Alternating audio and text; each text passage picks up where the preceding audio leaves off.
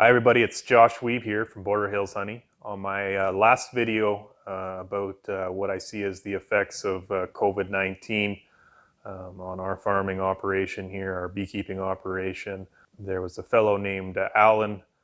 He was wondering in the comments what my strategy was for marketing Nucs. Now in our area, when you're selling bees, it's very much based on whether or not you sell good stock, and a lot of word of mouth goes along with that. And what I can tell you is if you're going to start selling Nucs, you want to sell them strong. You want to make really good Nucs because people talk louder when they're unhappy with your stock than when they're happy with it. It's an unfortunate part of the business when you're in livestock sales, and that means any livestock. You can talk to anybody who sells, cattle or pigs or sheep or anything like that.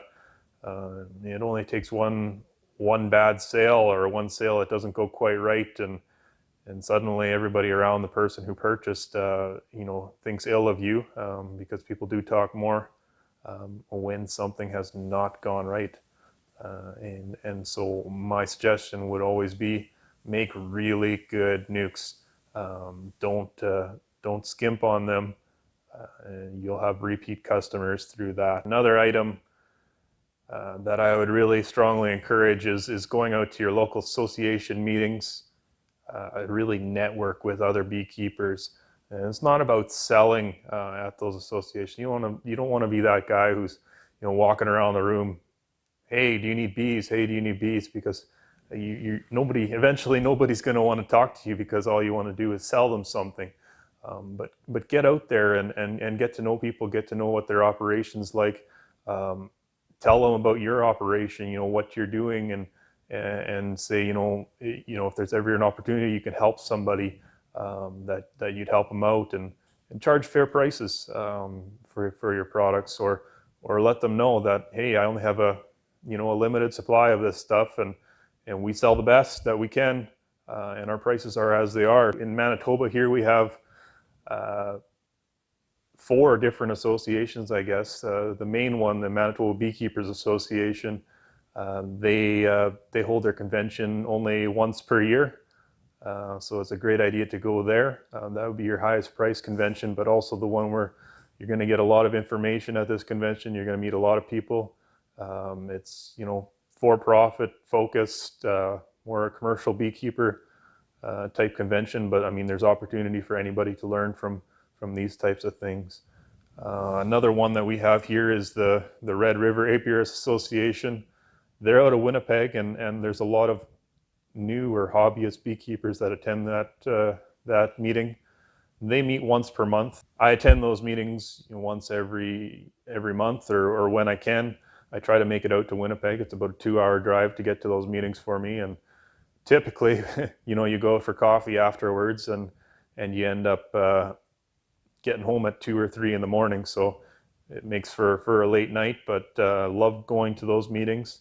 I've been to the Brandon Area Beekeepers Association meeting once. It's a long drive for me, but there's a lot of bee producers there at that meeting, and you can learn a lot there, and you can network a lot with people who are doing the same thing that you're doing.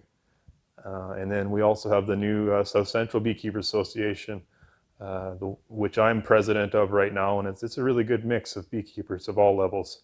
A smaller group, but discussion is really good, and it's a great opportunity to network there as well. Another item that I would suggest is to have a social media presence. Through social media, the more people you can communicate with, the more people that know you have bees for sale, the more you can show what type of operation you're running, the better your chances of getting more customers and growing organically like that is. Another opportunity is, I know there's a group, Westman Honey Producers, in the Brandon area. They pool together, and they sell their bees as a group, and I think they do quite well at it. So that's another opportunity to pool resources and orders together. The more people you have working at the same thing, often the better your results are. And then there's also the auction sale, which happens in, I believe it's usually mid-May. Fraser Auctions holds a bee auction out near the Brandon area, and a lot of people will go there to pick up their bees. So a lot of different opportunities to market your bees, but I would say the strongest things you can do is really just get yourself out there, network with people, help people out where you can, have a Facebook page, help people out on the different Facebook groups that are to do with beekeeping, Instagram. The more touch points you have, the better chance you have of somebody remembering, hey, that guy sells bees and I should definitely go to him because I like the way he runs his operation. Yeah, that's all the suggestions I have. I'm sure others would have some, and if you have some, I'd love to hear about them in the comments below. Our strategy, we haven't, like I said in the last video, is we haven't really pushed bee sales because we are expanding our own operation. It's kind of just a side thing to get that extra cash flow early in the year. So those people who are able to get our bees, we usually end up with a waiting list, and not everybody does get bees from us that wants them because we are focusing on our own growth right now, and so we're not forced into it. So we don't have to market quite as hard as somebody who's really relying on that cash for bee sales. I hope you enjoyed the video. Feel free to subscribe if you want to see more. Definitely ask any questions or give any comments. I'd love to hear from you, and it gives me some items to make more content for you and share my opinions.